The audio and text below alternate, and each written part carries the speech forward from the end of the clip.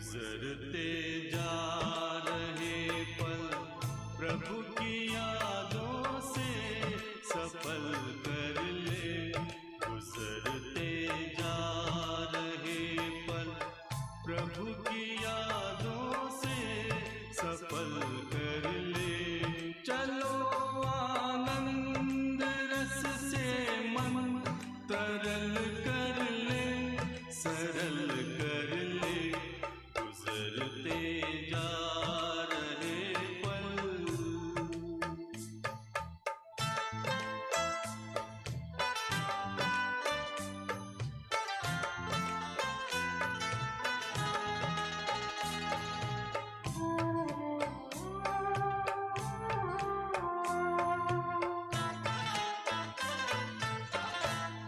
घड़ी भर को यहाँ की सब यहाँ पर छोड़ कर प्यारे, स्वयं को आत्मा निश्चय करो इस देह से न्यारे। उड़ो पंछी तजो तन भान पिंजरे से निकल चल दे। गुजरते जा रहे पल।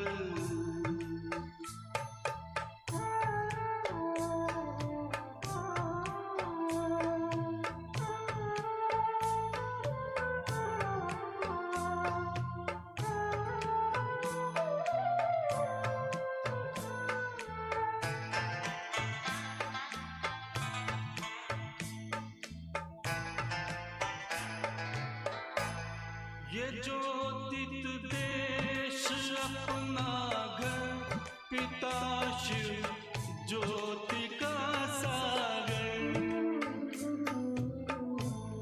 परम आनंद शांति की लहर में साथ रत्नागर। ये किरणें शक्तियों की आत्माओं को सबल कर ले। गुजरते जा रहे पल।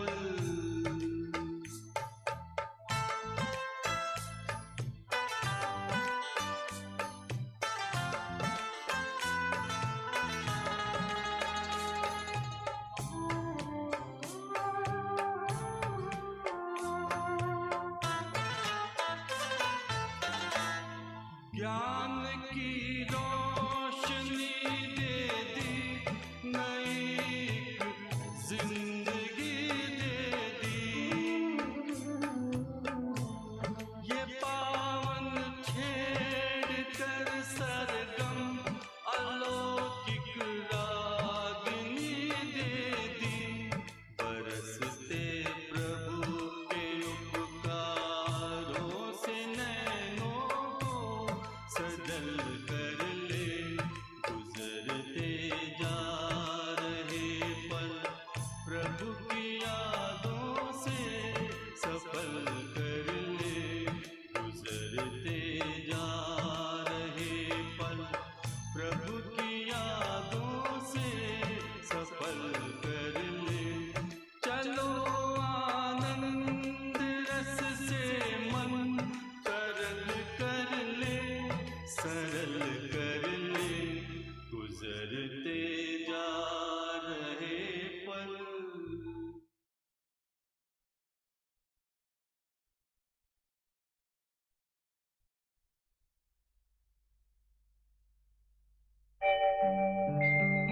ओम शांति शांति।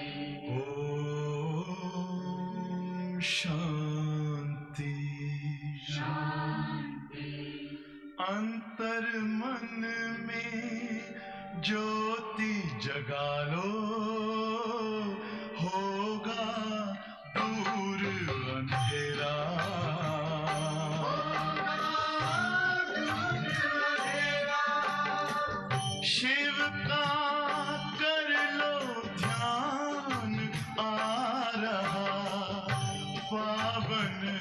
पुण्य सवेरा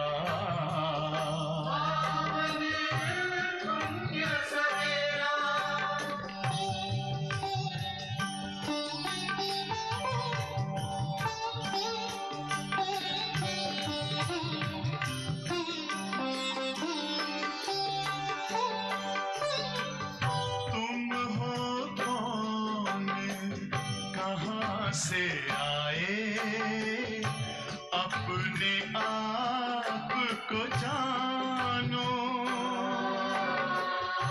राजयोग के द्वारा अपना परम पिता पहचानो,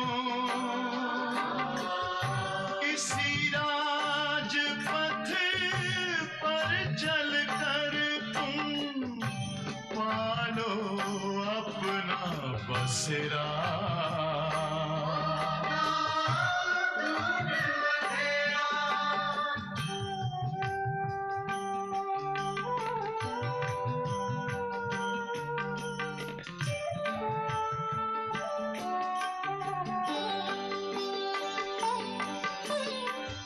तुम हो आत्मा तन से न्यारे, परमात्मा को प्यारे, दिव्य गुणों को धारण करके योगी बनो दुलारे, ज्योति बिंदु ही तोड़ेगा ये माया मोह का घेरा।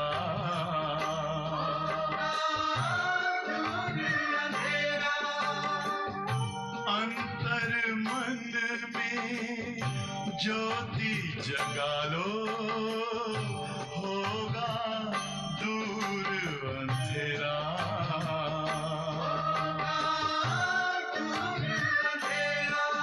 ओम शांति, ओम शांति, ओम शांति।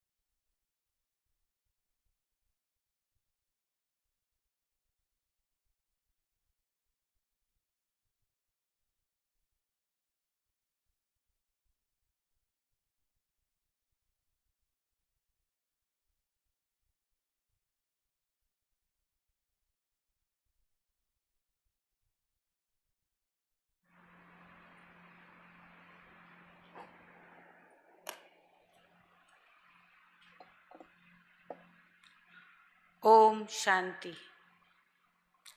आज बाबा की 17 अगस्त की वाणी है। बाबा आज कहते, बच्चे मैं तुम्हारे खातिर आया हूँ स्वर्ग का उद्घाटन करने, और खास तुम्हारे लिए परम धाम से नीचे आया हूँ। इसीलिए मुझे कहा जाता है हेवनली गॉड फादर। तो मैं आकर इस ब्रह्मा तन में इसकी आत्मा के बाजू में आकर बैठता हूँ। क्यों? क्योंकि अगर मैं इस तन में ना आऊं तो आप बच्चों से बात कैसे करूं? मैं ज्ञान का सागर हूँ, आपको ज्ञान कैसे समझाऊं? क्योंकि दुनिया में कोई भी मुझे जानते नहीं। सबसे बड़ा अवगुण है कि मुझे ही नहीं जानते। इसलिए बाबा कहते, मुझे जब जानते ही नहीं तो मुझे खुद आकर के अपना परिचय तुम आत्माओं को देना पड़ता है। और दूसरा अवगुण है कि नहीं जानने के कारण सभी आत्माएं विषय सागर में गोते खाते रहते हैं और ही पतित बनते जाते, दुखी अशांत बनते जाते। यहाँ सुख घनेरे के बदले तुम बच्चों के पास दुख घनेरे हो जाते। तो तुम्हारी ये स्थिति क्यों बनी? दो अवगुण तुम्हारे अंदर आ गए। कौन कौन से बताए बाबा ने? एक अवगुण कि द्वापर युग से मुझे जाना ही नहीं, न जाने किस किस रूप में मुझे जानते रहे, पूछते रहे, याद करते रहे, लेकिन सत्य स्वरूप को नहीं पहचाना। जबकि गुरु ग्रंथ साहिब में भी कहा है कि सत श्री अकाल, उसको काल कभी खा ही नहीं सकता। परमात्मा को तो क्या, आत्मा को भी काल नहीं खाता, शरीर को खाता है। इसलिए आत्मा भी अकाल तख्त, बाबा कहते हैं ये शरीर उसका अकाल तख्त है। तो भले कहते हैं कुछ भी, लेकिन फिर भी मुझे ठीक से पहचानते नहीं। इसी अवगुण के कारण ही दूसरा अवगुण आ गया, जो विषय विकारों में गोते खाते रहे। और जो भारत इतना संपन्न था, सब्ज था, हरा भरा था सतयुग त्रेता में, वो आज क्या हो गया? द्वापर युग से भले ही तुम बच्चों ने भक्ति की, पर मुझे नहीं जानते थे और मेरे नाम से क्या क्या करते आए, इसलिए जो भी कुछ था वो भी सब खत्म हो गया। तुम्हें जैसे कि सूखा हो गया दुनिया में, हरा भरा था सतयुग त्रेता में, और द्वापर कलयुग में धीरे धीरे क्या हो गया? अंत तक आते आते सारी दुनिया एकदम सूखी हो गई, दुख घनेरे हो गए। अब बाबा कहते मैं ही सुखदाता हूँ, मैं ही तुम बच्चों का सच्चा सद्गति दाता हूँ। तुम बच्चों की गति सद्गति करके तुमको सच्चा सुख देना, ये मेरा ही कर्तव्य है। और कोई की ताकत नहीं जो तुम्हारी ये दो अवगुण तुम्हारे अंदर से निकाल दे। बाप की पहचान भी कोई दे नहीं सकता, और विषय विकारों को भी हमारे अंदर से किसी की निकालने की ताकत नहीं। इसलिए बाबा कहते ये सब करने की शक्ति मैं ही आके देता हूँ, जिससे तुम्हारे अंदर से विकार खत्म होकर तुम आत्माएं पतित से पावन बनती हो, दिव्य गुणों से संपन्न बनती हो।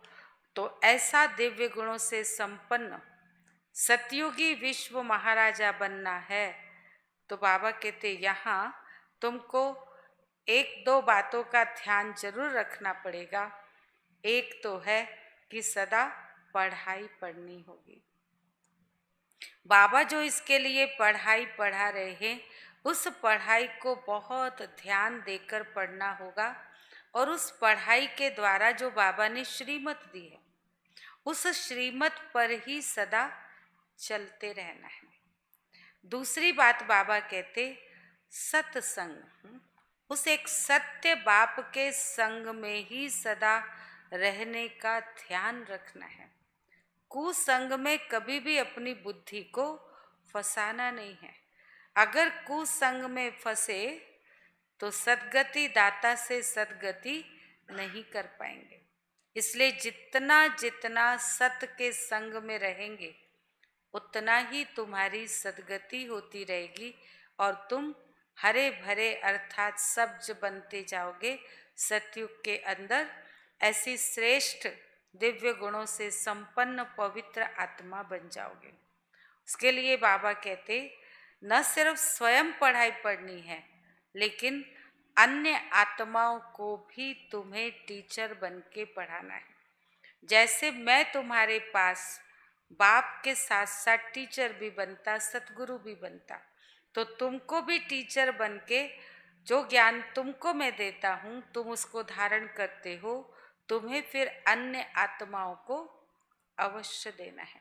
अगर मैं तुम बच्चों की मदद न लूं तो इतने सारे विश्व की आत्माओं का कल्याण या सद्गति कैसे हो सकती है। इसलिए बाबा हम बच्चों को आकर ये सत्य ज्ञान देकर हमारे अवगुण जो जिसके कारण हम बिगड़ गए या दुखी अशांत हो गए वो निकाल कर हमें सद्गुणों से भरपूर करते हैं। तो बाबा की मुरली सुनते हैं। मीठे बच्चे,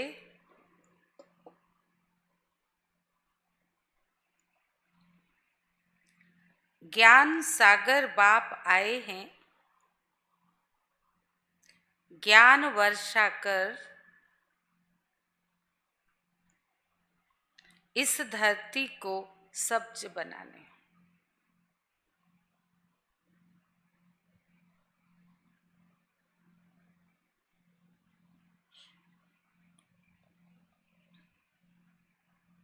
अभी स्वर्ग की स्थापना हो रही है।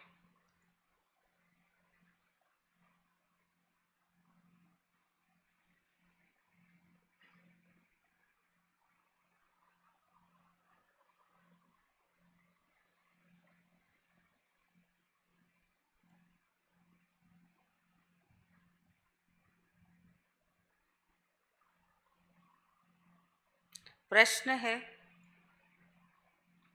सर्वोत्तम कुल वाले बच्चों का मुख्य कर्तव्य क्या है?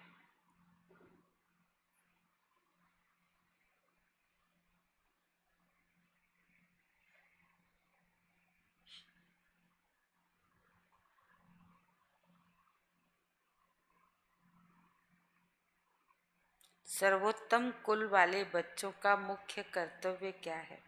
उत्तर है सदा ऊंची रूहानी सेवा करना।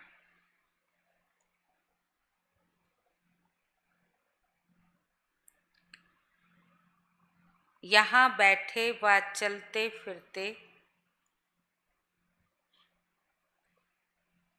खास भारत और आम सारे विश्व को पावन बनाना।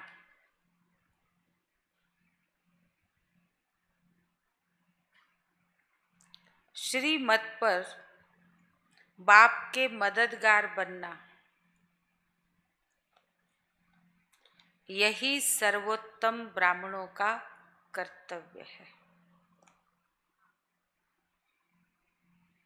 गीत है, जो पिया के साथ है उसके लिए ज्ञान की बरसाते। पिया कौन? शिव बाबा।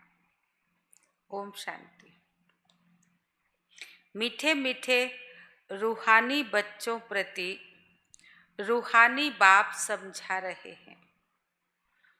जो रूहानी बाप के साथ है, क्योंकि बाप है ज्ञान का सागर। कौन सा बाप? शिव बाबा। ब्रह्मा बाबा को ज्ञान का सागर नहीं कहेंगे। शिव बाबा जिसको ही परम पिता परमात्मा कहा जाता है, एक है लौकिक जिस्मानी पिता, दूसरा है पारलौकिक रूहानी पिता। वह शरीर का पिता, वह आत्माओं का पिता। यह बड़ी अच्छी रीति समझने की बातें हैं और यह ज्ञान सुनाने वाला है ज्ञान सागर। जैसे भगवान सबका एक है, वैसे ज्ञान भी एक दे सकते हैं। सब कहते सबका मालिक एक, भगवान एक, रचेता एक, तो उसका ज्ञान भी तो सबके लिए एक ही होगा।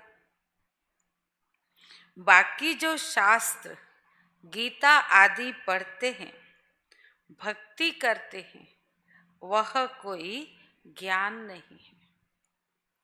उनसे ज्ञान वर्षा नहीं होती। इसलिए भारत बिल्कुल ही सूख गया है, कंगाल हो गया है। वह बरसात भी नहीं पड़ती है तो जमीन आदि सब सूख जाती है ना, वो है भक्ति मार्ग। प्रकृति द्वारा जो वर्षा होती वो भी न पड़े तो जमीन में हरियाली नहीं आती, सूखा पड़ जाता है। बाबा कहते ऐसे ही अभी तक तुमको ज्ञान नहीं था और भगवान को भक्ति में याद करते रहे तो सिर्फ पुकारते ही रहे, प्राप्ति तो कुछ भी नहीं हो पाई, मिलन तो हुआ ही नहीं, इसलिए दिन प्रतिदिन सूखा ही पड़ता गया। लेकिन बाबा जब आते तो ज्ञान की वर्षा करते, जिससे हमारे जीवन में परमात्मा मिलन के बाद सुख, शांति, आनंद, पवित्रता, प्यार, सच्चा परमात्मा प्यार, उसकी हरियाली हो जाती है। ये हरियाली पहले नहीं हो पाई, इसलिए बाबा ने कहा कि वो भले करते रहे भक्ति लेकिन फिर भी सूखा पड़ गया, और बाबा ने आकर ज्ञान वर्षा की तो सब कुछ सब्ज हो गया, हरा भरा हो गया। वो है भक्ति मार्ग, उसको ज्ञान मार्ग नहीं करेंगे। ज्ञान से स्वर्ग की स्थापना होती है, वहां हमेशा धरनी सब्ज रहती है, कभी सूखती नहीं है। ये है ज्ञान की पढ़ाई। ईश्वर बाप ज्ञान देकर दैवी संप्रदाय बनाते हैं।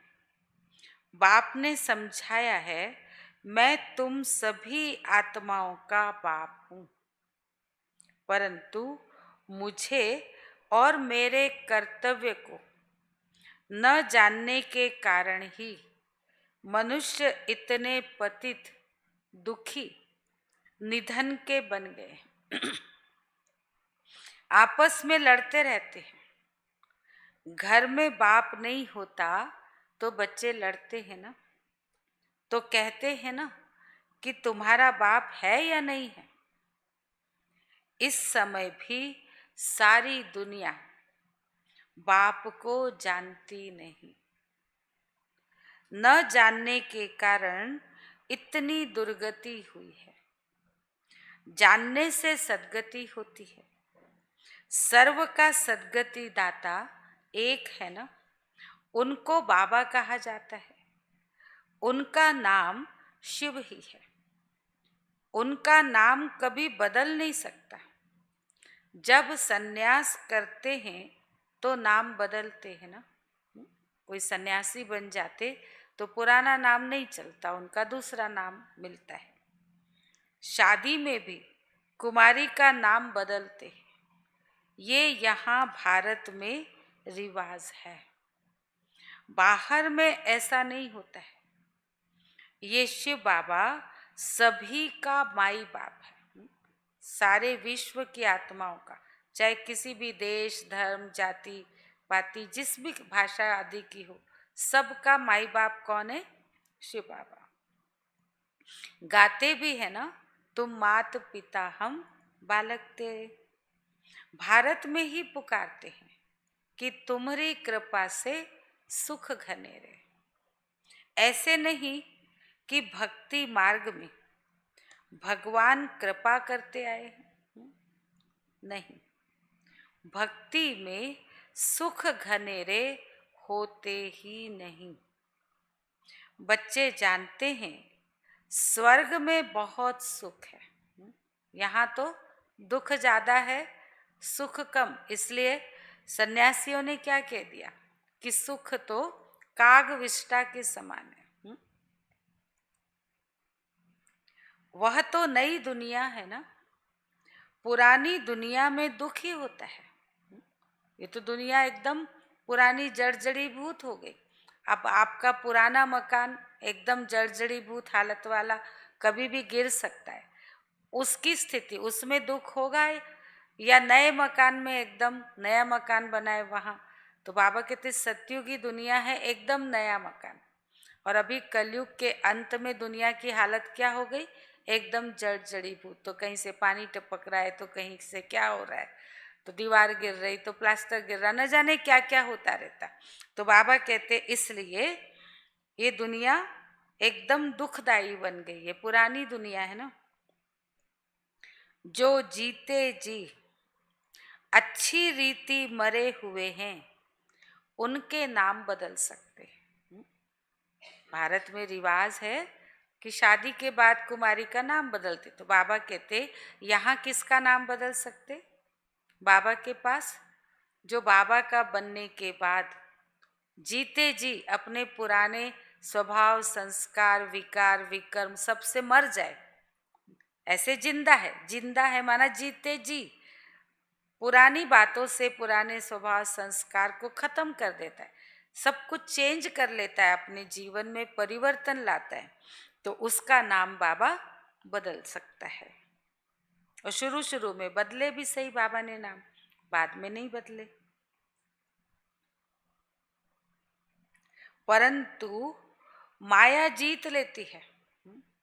आज नाम बदलते, आज परिवर्तन हुए, कल माया उन पर वार करके उनको हरा देती है, माया जीत जाती है, उनमें फिर से विकार आ जाते, तो उसको बाबा कहते परंतु माया जीत लेती है, तो ब्राह्मण से बदल फिर शूद्र बन जाते हैं। इसीलिए बाबा नाम नहीं रखते। रखकर देखा पहले, फिर वो सब उसमें से कई चले गए वापस, तो बाबा ने नाम रखना बंद कर दिया। ब्राह्मणों की माला तो होती नहीं। तुम बच्चे सर्वोत्तम ऊंच कुल वाले हो, ऊंच रूहानी सेवा करते हो, यहाँ बैठे व चलते फिरते तुम भारत की खास और विश्व की आम सेवा करते हो। विश्व को तुम पवित्र बनाते हो। तुम हो बाप के मददगार, बाप की श्रीमत पर चल तुम मदद करते हो। ये भारत ही पावन बनने का है। तुम कहेंगे हम कल्प कल्प इस भारत को पवित्र बनाए, पवित्र भारत पर राज्य करते हैं। ये पतित गंदी दुनिया में हम राजा ही नहीं करेंगे, कहाँ करेंगे? इसको पहले भारत को या पूरा विश्व ही पवित्र बनाएंगे, तब तो विश्व के मालिक बनकर राजा ही करेंगे। ब्राह्मण से फिर हम भविष्य देवी देवता बनते हैं। विराट रूप का चित्र भी है। प्रजापिता ब्रह्मा के बच्चे ब्राह्मण ही ठहरे ना। ब्राह्मण तब होंगे जब प्रजापिता सन्मुख होगा। अभी तुम सन्मुख हो। तुम हरेक प्रजापिता ब्रह्मा की औलाद अपने को समझते हो ना। यह युक्ति है। औलाद समझने से भाई बहन हो जाते हैं। भाई बहन की कभी क्रिमिनल आंख नहीं होनी चाहिए।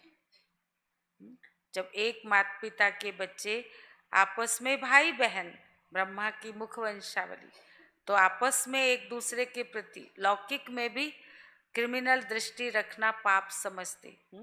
भाई की बहन के प्रति दृष्टि ऐसी हो जाए तो अच्छा नहीं मानते। तो बाबा कहते, बाबा के तो यहाँ और ही अच्छा नहीं है ना। बाबा तो इसको बहुत ही गलत कहते।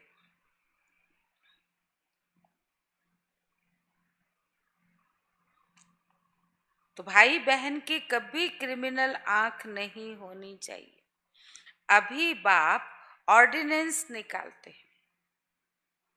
ऑर्डिनेंस माना हुक्म जारी करते, फरमान निकालते हैं, आज्ञा देते हैं कि तुम 63 जन्म पतित रहे हो। द्वापर युग से लेकर कलयुग तक 21 जन्म द्वापर में, 42 जन्म कलयुग में, कुल मिलाकर 63 जन्म विषय विकारों में गोते लगाते पतित बनते आए हो। अब पावन दुनिया स्वर्ग में चलना चाहते हो। कोई कंपलसरी नहीं है, बाबा हमारे ऊपर ही छोड़ देता। अगर तुम ऐसी पावन दुनिया जो अब आने वाली है उसमें चलना चाहते हो तो पवित्र बनो। घर गृहस्थ में रहते काम विकार को जीतो, सभी विकारों को जीतो, तभी उस दुनिया में जा सकेंगे। वहां पतित आत्मा जा नहीं सकती। इसलिए ही मुझ बेहद के बाप को तुम बुलाते हो ना। पावन बनाने के लिए ही तो बुलाया। क्या कहते रहे? विषय विकार मिटाओ, पाप हरो देवा, हे पतित पावन आओ, हमको पावन बनाओ, कहते रहे। तो बुलाया ही मुझे तुमने इसलिए है।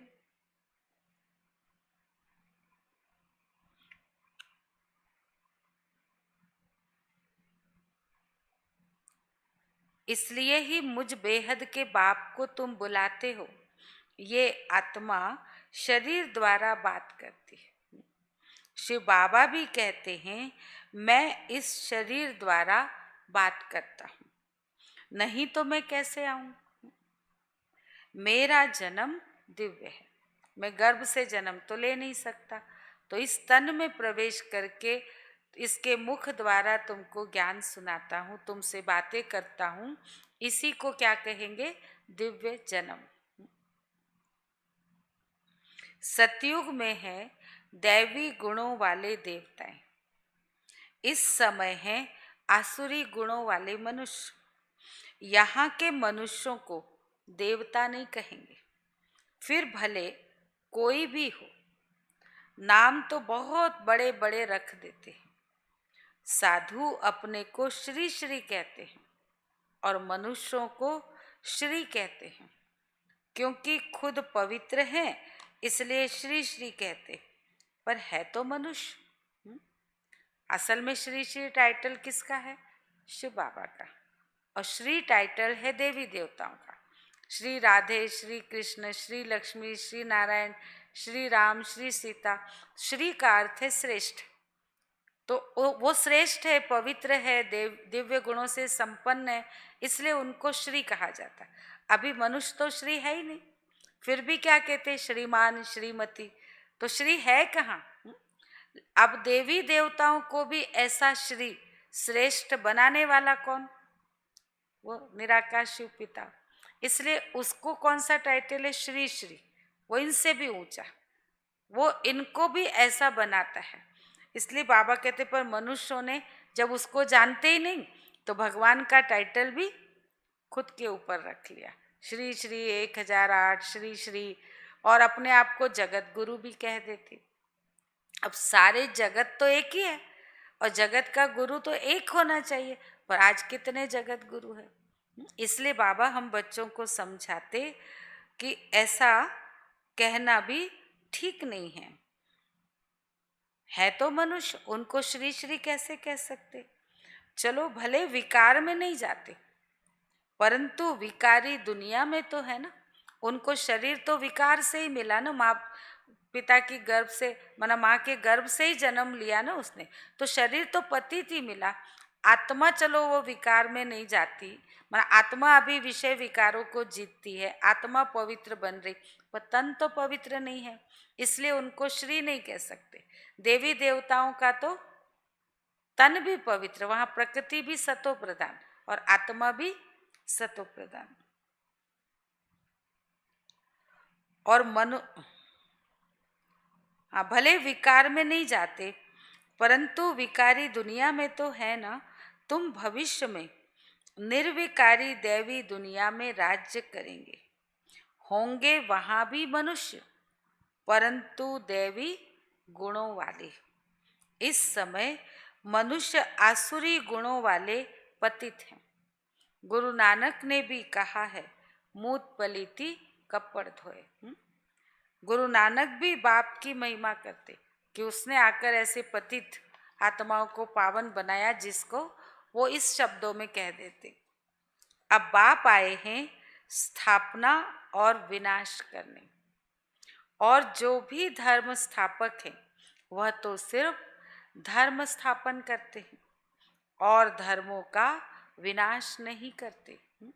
धर्म पिता आते अपना एक धर्म स्थापन करके जोड़ देते, ऐड कर देते, पर उसके पहले जो अनेक अधर्म है होते भी नहीं। अनेक अधर्म तो धीरे धीरे कलयुग अंत में होते। तो उन अनेक अधर्मों का नाश ये कर्तव्य किसका है? शिव बाबा का। पर उसके पहले एक सतधर्म की स्थापना करना जरूरी है। तो पहले स्थापना, फिर अनेक अधर्मों का विनाश, ये कर्तव्य शिव बाबा ही आकर कर।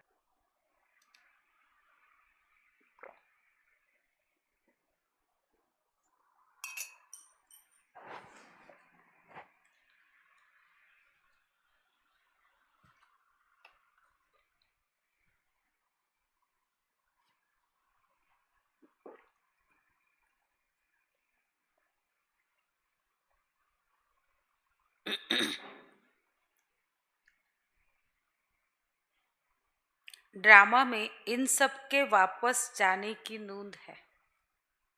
सभी आत्माओं को अब वापस घर जाना है। इस विनाश को कोई टाल नहीं सकते। वापस कैसे जाएंगे? जब तक विनाश नहीं हो, आत्मा शरीर से मुक्त होकर कैसे जाएगी? और सभी आत्माएं एक साथ जाएंगी। तो इसलिए बाबा कहते, इस विनाश को कोई भी टाल नहीं सकते। विश्व में शांति तब होती है जब विनाश होता है। इस लड़ाई द्वारा ही स्वर्ग के गेट खुलते हैं। अगर पुरानी दुनिया का नाश न हो तो नई दुनिया आ ही नहीं सकती। तो स्वर्ग के गेट खोलने के लिए भी ये महाभारी लड़ाई, विनाश आवश्यक है। ये भी तुम लिख सकते हो कि ये महाभारी लड़ाई कल्प पहले भी लगी थी। तुम प्रदर्शनी का उद्घाटन कराते हो तो ये लिखो, बाप परमधाम से आए हैं हेवन का उद्घाटन करने। प्रदर्शनी में ये लिख दो, समझ में आएगा लोगों को।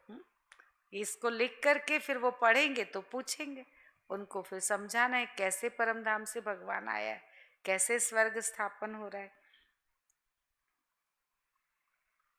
बाप कहते हैं, मैं हेवनली गॉड फादर हेवन का उद्घाटन करने आया हूँ। बच्चों की ही मदद लेता हूँ स्वर्गवासी बनाने के लिए, और सारे विश्व की आत्माओं को संदेश देने, उनको पावन बनाने में सहयोग किसका लेता हूँ? बच्चों का।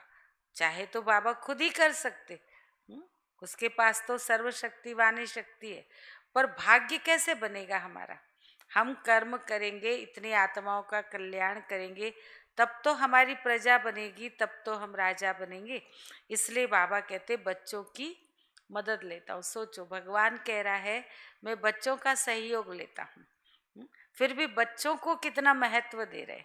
ये नहीं कह रहे मैं ही कर देता हूँ। इतनी सब आत्माओं को पावन नहीं तो कौन बनाए? ढेर आत्माएं हैं घर घर में, तुम ये समझा सकते हो। भारतवासी तुम तो सतो प्रधान थे, फिर 84 जन्मों बाद तमो प्रधान बने हो। अब फिर सतो प्रधान बनो, मन मना भव। ऐसे मत कहो कि हम शास्त्रों को नहीं मानते। बोलो, कोई आपसे पूछे आप शास्त्रों को मानते बा नहीं, तो बोलो शास्त्रों को और भक्ति मार्ग को तो हम मानते थे, अभी तक तो हम उसी अनुसार चलते थे। द्वापर कलयुग दोनों में हमने भक्ति भी की, शास्त्रों को भी पढ़ा, हम मानते थे। परंतु अभी ये भक्ति मार्ग की रात पूरी होती है, अब ये कलयुगी रात समाप्त हो रही है। अब ज्ञान से दिन शुरू होता है। अब स्वयं ज्ञान सूर्य या ज्ञान सागर आकर के हम आत्माओं को सद्गति के लिए ज्ञान दे रहे हैं और उससे नया दिन की शुरुआत कर रहे हैं। तो बाप आए हैं सद्गति करने। समझाने की भी बड़ी युक्ति चाहिए। एकदम से बोल दो हम नहीं मानते तो लोग कहेंगे पता नहीं ये कैसे नास्तिक है, ये है वो है, अनेक प्रकार की बातें। उनको अच्छे से समझाओ। तो कोई अच्छी रीति धारणा करते हैं, कोई कम करते हैं। प्रदर्शनी में भी जो अच्छे अच्छे बच्चे हैं वो अच्छा समझाते हैं। जैसे बाप टीचर है तो बच्चों को भी टीचर बनना पड़े। गाया भी जाता है, सतगुरु तारे। बाप को कहा जाता है सचखंड की स्थापना करने वाला सच्चा बाबा। झूठ खंड स्थापन करने वाला है रावण। अब जबकि सदगति करने वाला मिला है तो फिर हम भक्ति कैसे करेंगे? भक्ति सिखलाने वाले हैं अनेक गुरु लोग, सतगुरु तो एक है। कहते भी है ना सतगुरु अकाल, फिर भी अनेक गुरु बनते रहते। आज पूरे विश्व में कितने गुरु हैं? ढेरों संख्या है। सन्यासी, उदासी, बहुत प्रकार के गुरु लोग होते हैं। सिख लोग खुद ही कहते हैं सतगुरु अकाल, अर्थात जिसको काल नहीं खाता। मनुष्य को तो काल खा जाता है। बाप समझाते हैं मन मना भव। उनका फिर है जब साहेब को तो सुख मिले। वो सुखमणि में कहते कि आप जब साहेब को जपो, माना भगवान को ही याद करो तो तुमको सुख मिलेगा। और शिव बाबा कहते आकर मन मनावो, मन को मेरे में लगाओ। मुख्य 2 अक्षर हैं। बाप कहते हैं मुझे याद करो, जब साहेब को। साहेब तो एक ही है। गुरु नानक ने भी उनके लिए ही इशारा किया है कि उनको ही जपो। उन्होंने ये नहीं कहा कि मुझे जपो, ऐसा तो नहीं कहा ना। उन्होंने कहा उंगली ऊपर है, एक ओंकार निरंकार, उसको याद करो। क्राइस्ट ने भी क्या कहा? God is kindly light. उसने भी नहीं कहा मुझे याद करो। तो गुरु नानक ने भी उनके लिए इशारा किया है कि उनको जपो। वास्तव में तुमको जपना नहीं है, कोई जाप नहीं करना है नाम का। फिर क्या करना है? बच्चा बाप को याद करेगा तो क्या पिता का नाम रटता रहेगा, माला फेरेगा? अपने मन बुद्धि से, प्यार से उसके कर्तव्यों को, गुणों को, प्यार को याद करके उसके सामने उसका चित्र आ जाएगा।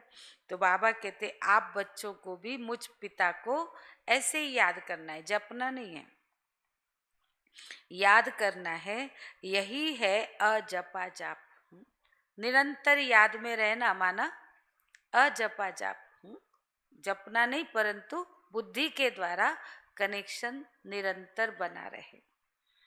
अजपा जाप भी एक ही होता है जो बाप सिखलाते कि अब बाप को याद करो, तुमको तो जाना है शांति धाम। मुख से कुछ भी बोलो नहीं, शिव शिव भी नहीं कहना है, याद करना है। बाप सिखलाते हैं, वह कितने घंटे बजाते, आवाज करते, महिमा करते, कहते हैं अच्युतम केशवम माधवम। भक्ति में कितना क्या क्या आवाज कितना करते। तुमको तो शांति से बैठ के बाबा को याद करना है, लेकिन एक भी अक्षर को समझते नहीं, जो कहते उसके अर्थ को जानते नहीं। सुख देने वाला तो एक ही बाप है। व्यास भी उनको ही कहेंगे। उनमें नॉलेज है जो वो आकर देते हैं। सुख भी वही देते, ज्ञान भी वही देते, और सुख भी बाबा ही देते। तुम बच्चे समझते हो, अब हमारी चढ़ती कला होती है। सीढ़ी में कलाओं को भी दिखाया है। इस समय तो कोई कला नहीं, 0 हो गए। मैं निर्गुण हारे में कोई गुण नहीं, एक निर्गुण संस्था भी है। अभी सब बच्चे क्या कहते भगवान के आगे जाकर आरती में? मैं निर्गुण हारे में कोई गुण, मेरे में कोई गुण ही नहीं, आप ही तरस परो, आप ही मेरे पे तरस करो, मेरे को फिर से गुणवान बनाओ। तो बाबा कहते सचमुच में गुणहीन, कलाहीन, शक्तिहीन, पवित्रताहीन, हर बात में सब 0 हो गया, तब भगवान को आना पड़ा। तो एक निर्गुण संस्था भी है। अब बाप कहते हैं बालक तो महात्मा मिसल होता है ना, उनमें कोई अवगुण नहीं है, उनका फिर नाम रख देते हैं निर्गुण बालक। अगर बालक में गुण नहीं तो बाप में भी नहीं। अगर बालक कहता है मेरे में गुण नहीं, तो उसको रचने वाले उसके शारीरिक पिता में भी गुण नहीं, तब तो बालक में गुण नहीं आए। सब में अवगुण है ना। गुणवान तो सिर्फ देवताएं बनते हैं। नंबर 1 अवगुण है जो बाप को ही नहीं जानते। आज बाबा कहते नंबर 1 अवगुण जो आत्माओं में आया, अपने पिता को ही भूल गए, अपने बाप को ही नहीं जानते, जिसने इतना हमको सब कुछ दिया, इतना लायक बनाया, इतना भरपूर किया, इतना पावन बनाया, इतना अच्छा ज्ञान दिया, इतना आशीर्वाद किया, पर उसको ही भूल गए।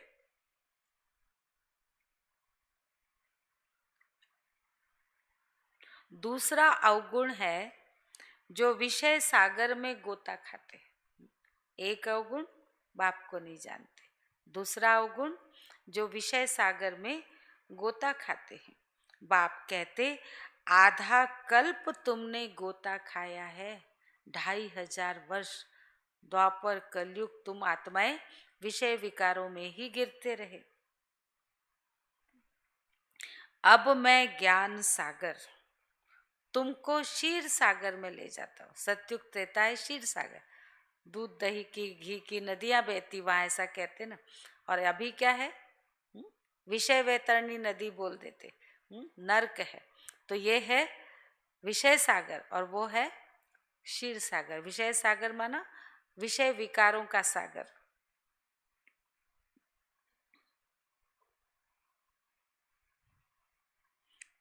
अब मैं ज्ञान सागर तुमको क्षीर सागर में ले जाता हूँ।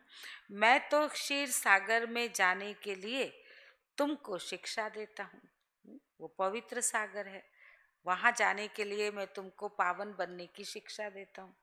मैं इनके बाजू में आकर बैठता हूँ। शिक्षा कैसे दूँ? तो मैं इनके बाजू में आकर बैठता हूँ, जहाँ आत्मा रहती है, जहाँ ब्रह्मा की आत्मा है, उसी के बाजू में आकर शिव बाबा भी बैठते, ज्ञान देते, ज्ञान दे के पूरा हुआ वापस चले जाते। फिर वो उसकी आत्मा उसके तन को चलाती रहती, अपना काम करती रहती। मैं तो स्वतंत्र हूँ। ये कौन ने कहा? कौन स्वतंत्र है? शिव बाबा। कहाँ भी जा सकता हूँ, कहाँ भी जा आ सकता हूँ। तुम पितरों को खिलाते हो तो आत्मा को खिलाते हो ना। शरीर तो भस्म हो जाता है, उसकी आत्मा का आह्वान करते किसी ब्राह्मण के तन में, और फिर उसको ही ब्राह्मण या ब्राह्मणी के तन में बुला के उसको जो कुछ देते, सोचते मैंने अपनी पत्नी को दिया या पति को दिया। तो बाबा कहते तुम पितरों को खिलाते हो तो आत्मा को खिलाते हो ना। शरीर तो भस्म हो जाता है, उनको तो देख भी नहीं सकते, अब वो शरीर तो दिखेगा भी नहीं जो उसका था। समझते हो फलाने की आत्मा का श्राद्ध है, आत्मा को बुलाया जाता है, ये भी ड्रामा में पार्ट है। कभी आती है, कभी नहीं भी आती है, कोई बताते हैं, कोई नहीं भी बताते हैं।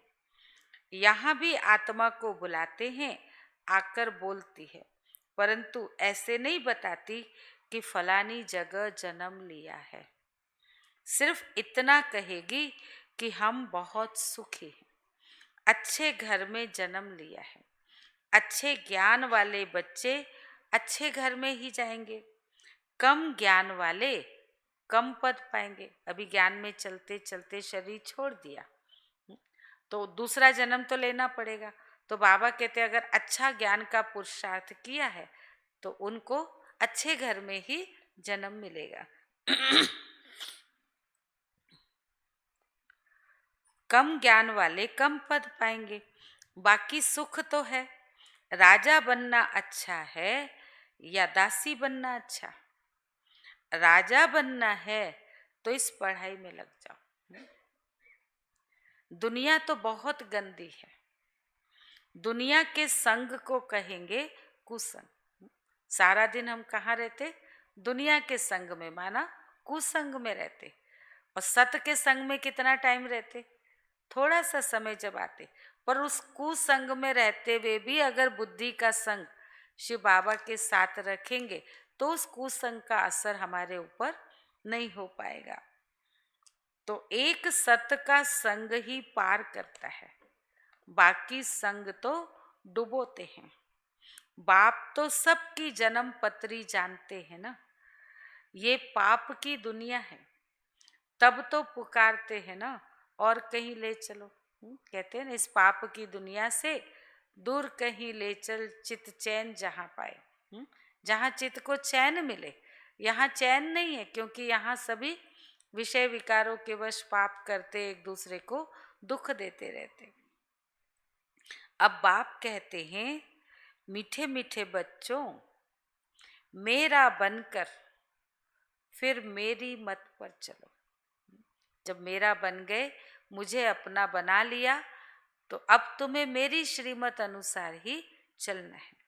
ये तो बहुत गंदी दुनिया है, करप्शन है, लाखों करोड़ों रुपयों की ठगी होती है। अब बाप आए हैं बच्चों को स्वर्ग का मालिक बनाने, तो अथाह खुशी होनी चाहिए ना। वास्तव में ये है सच्ची गीता। कौन सी सच्ची गीता? कौन सी? ये मुरली। गीता में क्या है? भगवान वाच। तो भगवान डायरेक्ट आकर ब्रह्मा के मुख से वाच्य कर रहे, तो ये मुरली, ये है सच्ची गीता। फिर ये ज्ञान प्रायः लोप हो जाएगा। कब लोप हो जाएगा? अभी इसको हमने डायरियों में नोट किया, चलो लिटरेचर बना, मुरलियां भी, पर सब विनाश में तो जल के भस्म हो जाएगा, कहीं दब जाएगा, कहीं गल जाएगा, पूरा तो मिलेगा नहीं। जब द्वापर युग में भूकंप आदि आएगा तो थोड़ा थोड़ा, कहीं 2 लाइन, कहीं 4 लाइन, कहीं इशारा, उसी से वो लोग सोच सोच के बनाते। इसलिए बाबा कहते वास्तव में ये है सच्ची गीता, फिर ये ज्ञान प्रायः लोप हो जाएगा। अभी तुमको ये ज्ञान है, अभी हमको पता है, सतयुग में जाएंगे तो ज्ञान होगा वहाँ, फिर दूसरा जन्म लेंगे तो ज्ञान खलास। और अभी भी दूसरा शरीर लिया तो कोई ज्ञान इतना याद थोड़ी रहेगा, फिर से सीखना पड़ेगा। हाँ, फिर धीरे धीरे वो संस्कार इमर्ज हो जाएंगे। अगर बहुत काल का पुरुषार्थ किया हुआ होगा तो वो संस्कार पर याद नहीं होगा कुछ भी।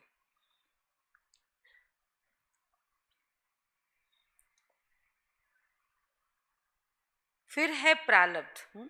सतयुग में तो ज्ञान बिल्कुल भी नहीं याद रहेगा। वहां क्या करेंगे? ज्ञान के आधार से श्रेष्ठ कर्म करने का फल, वो प्रारब्ध भाग्य वहां पर भोगेंगे। तुमको पुरुषोत्तम बनाने के लिए अभी बाप पढ़ाते हैं। अभी तुमने बाप को जाना है। अब अमरनाथ की यात्रा होती है। बोलो, जिनको सूक्ष्म वतन में दिखाते हो, वो फिर स्थूल वतन में कहाँ से आया? शंकर को कहाँ दिखाते? सूक्ष्म वतन में। तो उनको बताओ, ये तो सूक्ष्म वतन वासी है, साकारी मनुष्य लोक में इनका कोई पार्ट ही नहीं है। ये साकारी मनुष्य लोक में कहाँ से आए? पहाड़ आदि तो यहाँ है ना, वहां पतित हो कैसे सकते?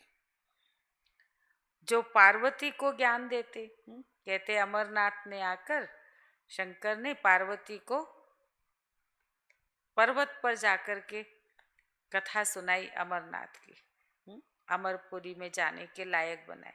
वो कौन? अमरनाथ कौन है? सच्चा शिव बाबा। हम सब आत्मा रूपी पार्वतियां हैं, और हमको ऊंची स्थिति में ले गए, पावन बनाया सत्य ज्ञान देकर। तो बाबा हमको कहते, अभी तुमने बाप को जाना है, तुमको पुरुषोत्तम बनाने के लिए बाप पढ़ाते हैं। तो वहां पहाड़ आदि तो है नहीं, यहाँ है ना, स्थूल वतन में है, सूक्ष्म वतन में तो है नहीं। वहां पतित हो कैसे सकते जो पार्वती को ज्ञान देते हैं? बर्फ का लिंग बैठ हाथ से बनाते हैं, वह तो कहाँ भी बना सकते। अमरनाथ जाते हैं तो कहते बर्फ का लिंग बन, कहते अपने आप बन जाता है। तो बाबा ने कहा ऐसा नहीं है, वो बनाते हैं। मनुष्य तो कितने धक्के खाते, समझते नहीं कि शंकर के पास पार्वती कहाँ से आई जो उनको पावन बनाएंगे। तो हम आत्मा रूपी पार्वती जन्म जन्मांतर सतयुग से चक्कर लगाते लगाते कलयुग में पतित बन गई। तब उन्होंने शिव और शंकर को मिला दिया, इसलिए शंकर की बात कर दी, शिव का सत्य परिचय नहीं। असल में कौन आकर पावन बनाता है? शिव परमात्मा आकर आत्मा रूपी पार्वतियों को पावन बनाता। तो शंकर कोई परमात्मा नहीं है, वह भी देवता है। मनुष्यों को कितना समझाया जाता है, फिर भी समझते नहीं, पारस बुद्धि बन नहीं सकते। प्रदर्शनी में कितने आते हैं, कहेंगे नॉलेज तो बहुत अच्छी है, सबको लेनी चाहिए। अरे तुम तो लो, सबकी चिंता पहले करेंगे, सबको लेनी चाहिए, सबको आप ज्ञान दो, सबका कल्याण हो जाएगा, ये ज्ञान सबके लिए अच्छा है। लेकिन आपके लिए अच्छा है कि नहीं? आप तो लो। उनको कहेंगे आप तो लो, तो क्या कहेंगे? हमको तो फुर्सत नहीं है। प्रदर्शनी में यह भी लिखना चाहिए कि इस लड़ाई के पहले बाप स्वर्ग का उद्घाटन कर रहे हैं, विनाश के बाद स्वर्ग के द्वार खुल जाएंगे। बाबा ने कहा था, हर एक चित्र में लिखो पारलौकिक परम पिता परमात्मा त्रिमूर्ति शिव भगवानु वाच्य।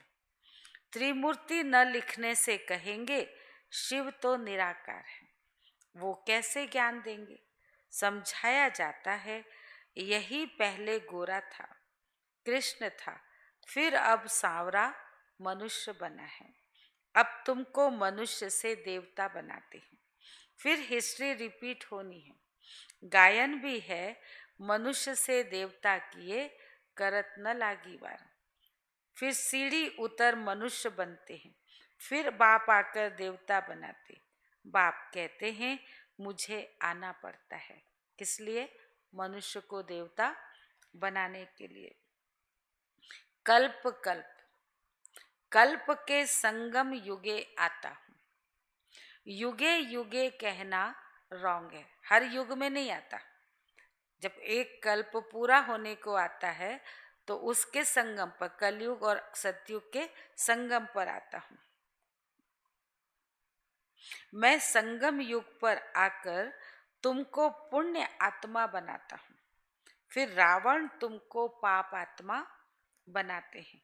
बाप ही पुरानी दुनिया को नई दुनिया बनाते हैं, ये समझने की बातें हैं।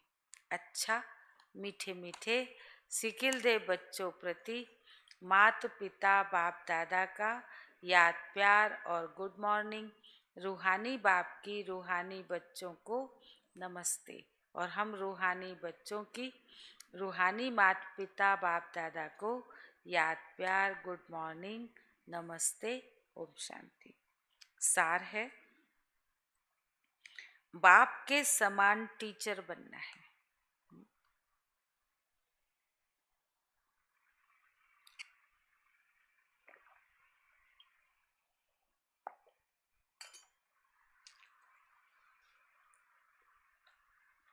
बाप के समान टीचर बनना है, बड़ी युक्ति से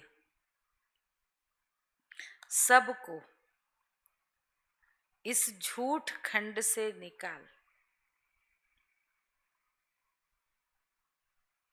सच खंड में चलने के लिए लायक बनाना है। बड़ी युक्ति से सबको इस झूठ खंड से निकाल सच खंड में चलने के लायक बनाना है। दूसरा है, दुनिया का संग कुसंग है, दुनिया का संग कुसंग है, इसलिए कुसंग से किनारा कर एक सत का संग करना है।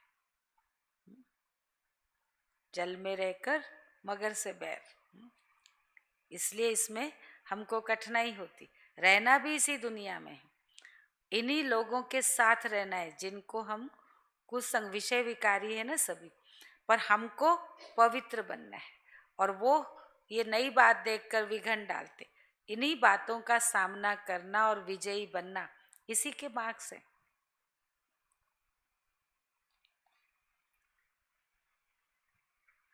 तो कुसंग से किनारा कर एक सत का संग करना है।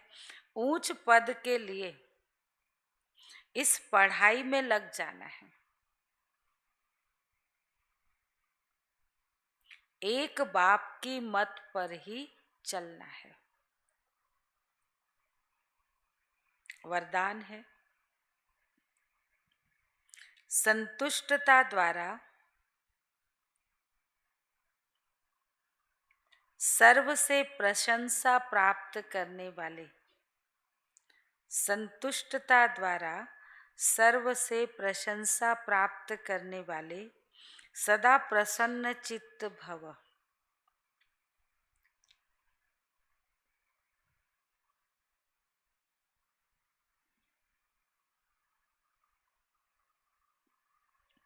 डिटेल है, संतुष्टता की निशानी प्रत्यक्ष रूप में प्रसन्नता दिखाई देगी।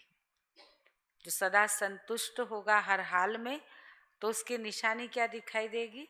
चेहरे से सदा प्रसन्न चित्त। और जो सदा संतुष्ट व प्रसन्न रहते हैं उनकी हरेक प्रशंसा अवश्य करते। जब दूसरे देखते कि ऐसी परिस्थिति आई, इसमें भी ये संतुष्ट रहे और प्रसन्न रहे, तो दूसरे उनकी महिमा प्रशंसा अवश्य करते कि इनकी स्थिति बहुत अच्छी है। तो प्रशंसा प्रसन्नता से ही प्राप्त कर सकते हो। अगर आपको अपनी प्रशंसा करवानी है तो किसी को बोलने से कोई प्रशंसा नहीं करेगा, लेकिन आप हर हाल में संतुष्ट रहेंगे, प्रसन्न रहेंगे, तो आप पे ही प्रशंसा होगी। इसलिए सदा संतुष्ट और प्रसन्न रहने का विशेष वरदान स्वयं भी लो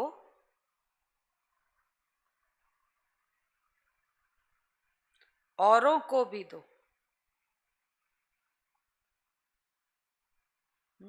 तो प्रशंसा प्रसन्नता से ही प्राप्त कर सकते हो। इसलिए सदा संतुष्ट और प्रसन्न रहने का विशेष वरदान स्वयं भी लो और औरों को भी दो, क्योंकि इस यज्ञ की अंतिम आहुति सर्व ब्राह्मणों की सदा प्रसन्नता है। इस यज्ञ की अंतिम आहुति सर्व ब्राह्मणों की सदा प्रसन्नता है। जब सभी सदा प्रसन्न रहेंगे तब प्रत्यक्षता का आवाज गूंजेगा। जब सभी बाबा के बच्चे हर हाल में सदा प्रसन्न दिखाई देंगे तो दूसरे लोगों को लगेगा इनको क्या मिला है। हमारे सामने ऐसी परिस्थिति आई, हम तो हिल गए। उस समय सबके सामने ऐसी परिस्थितियां होंगी, लेकिन ये तो संतुष्ट है, ये तो प्रसन्न है, इनके चेहरे पे तो कोई शिकन ही नहीं आई, इनको क्या मिला है ऐसा। तब वो प्रशंसा करेंगे और फिर उनको समझ में आएगा कि इनको कौन मिला है, भगवान मिला है, ये तब समझेंगे। तो भगवान की प्रत्यक्षता होगी कि सचमुच में भगवान आया, उन्होंने इन आत्माओं को ऐसा बना दिया। हमको भी पता पड़ा था पर हमने तो ध्यान ही नहीं दिया, हमने तो अपने अंदर ऐसी शक्ति नहीं लाई। तब फिर वो पश्चाताप करेंगे। तो सर्व ब्राह्मणों की सदा प्रसन्नता है यज्ञ की अंतिम आहुति। जब सभी सदा प्रसन्न रहेंगे तब प्रत्यक्षता का आवाज गूंजेगा, अर्थात विजय का झंडा लहराएगा। स्लोगन है,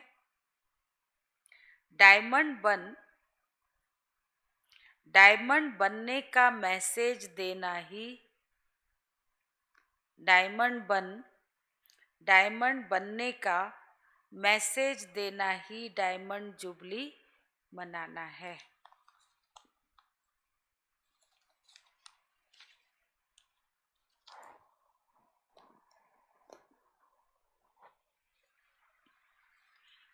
आज का स्वमान है, मैं सर्व प्राप्तियों से संपन्न आत्मा हूँ।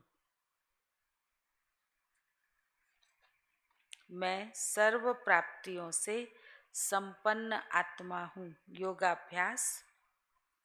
मैं आत्मा परम धाम में परम प्रिय शिव बाबा के सानिध्य में विराजमान हूँ। कहाँ पर? परम धाम में। सर्व प्राप्तियों के सागर शिव बाबा से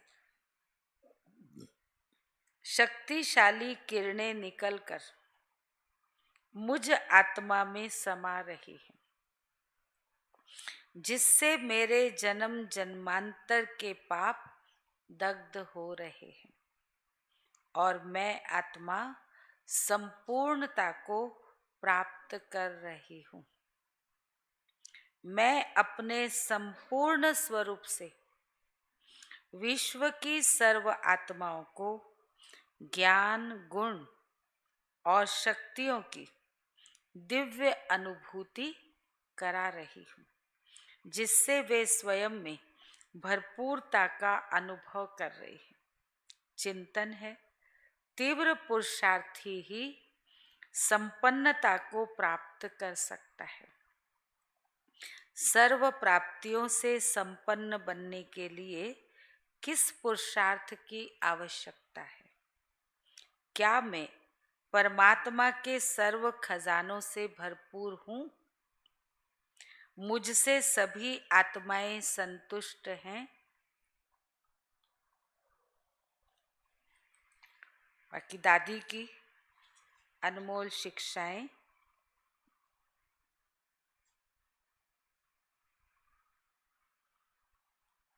श्रीमत कहती है, रोज मुरली सुनो, सवेरे उठो, ज्ञान स्नान करो, मर्यादाओं में चलो, पवित्र रहो।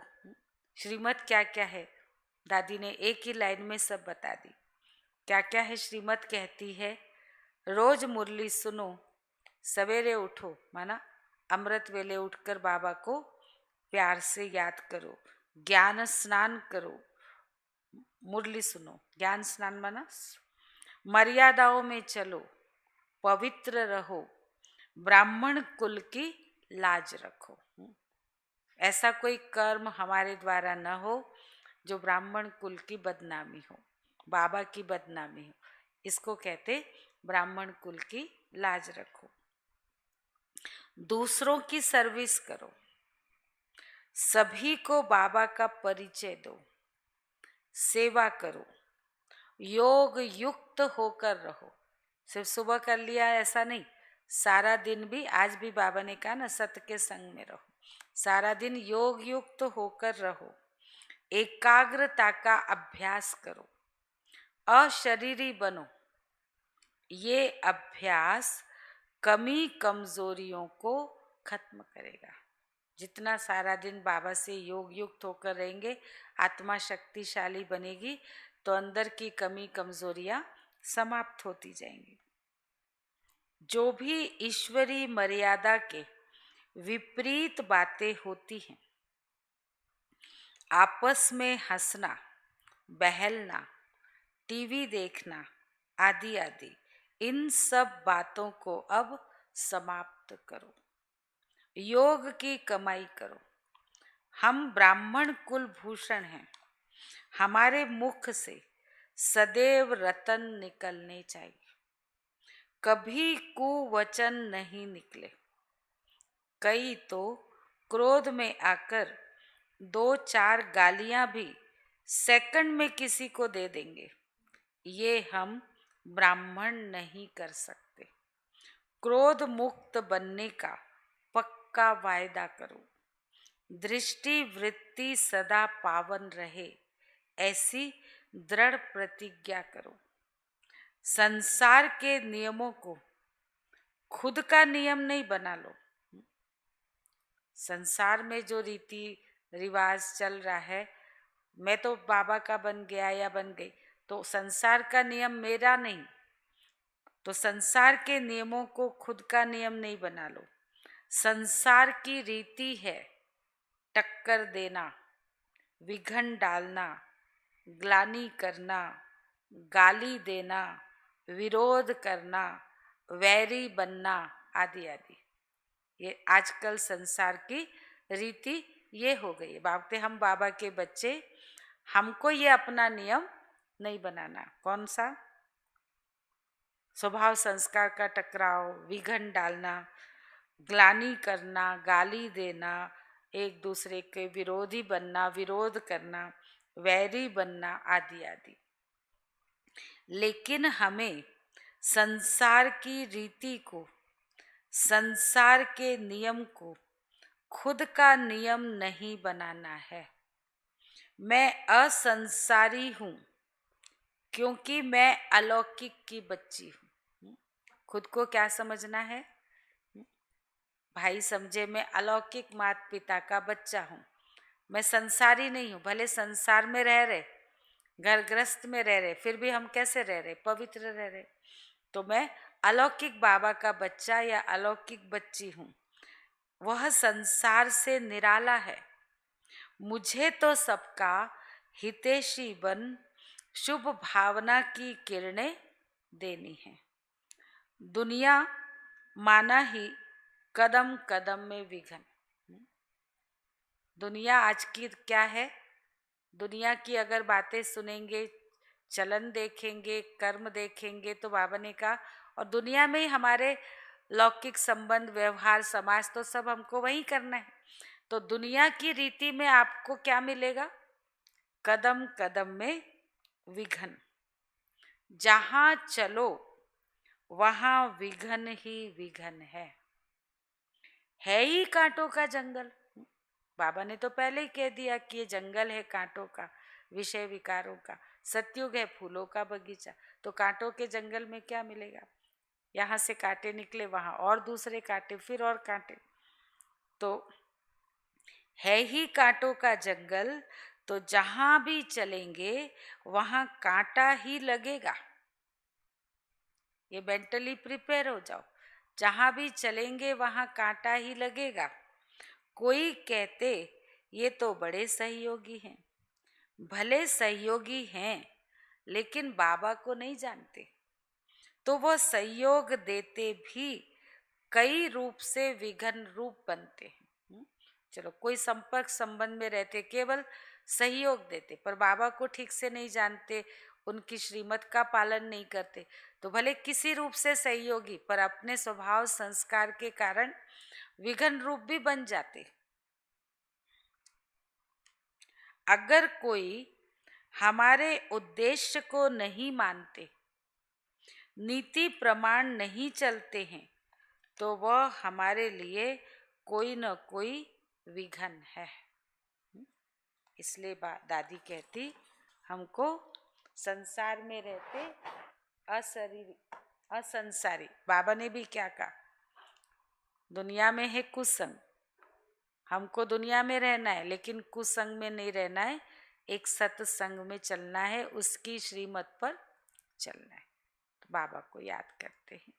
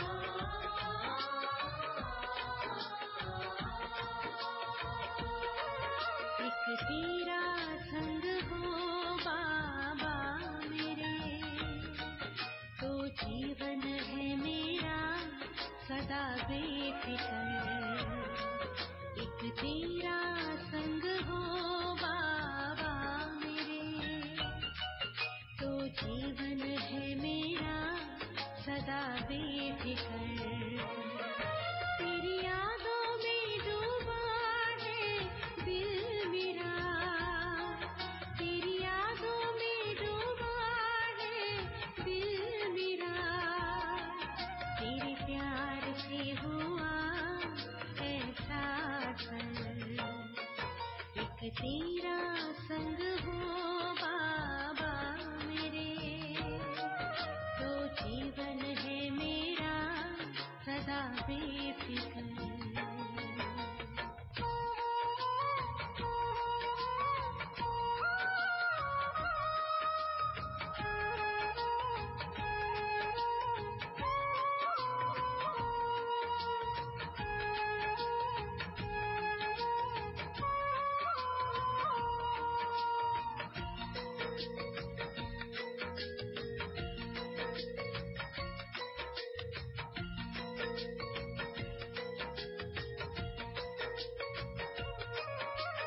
ये महफिल देख कर हूरों की बाबा तेरी, हर पल दिल ये मेरा पास आ जाए, ये अनुभव अनोखा बड़ा ही लासानी, सोच कर मेरा मन पावन हो जाए, कभी भूलूं भी फिल्म हो बाबा तुमको, तुम पास आ जाते हो खुद ही अक्सर, एक तेरा संग हो बाबा मेरे, तो जीवन है मेरा सदा बेफिकर।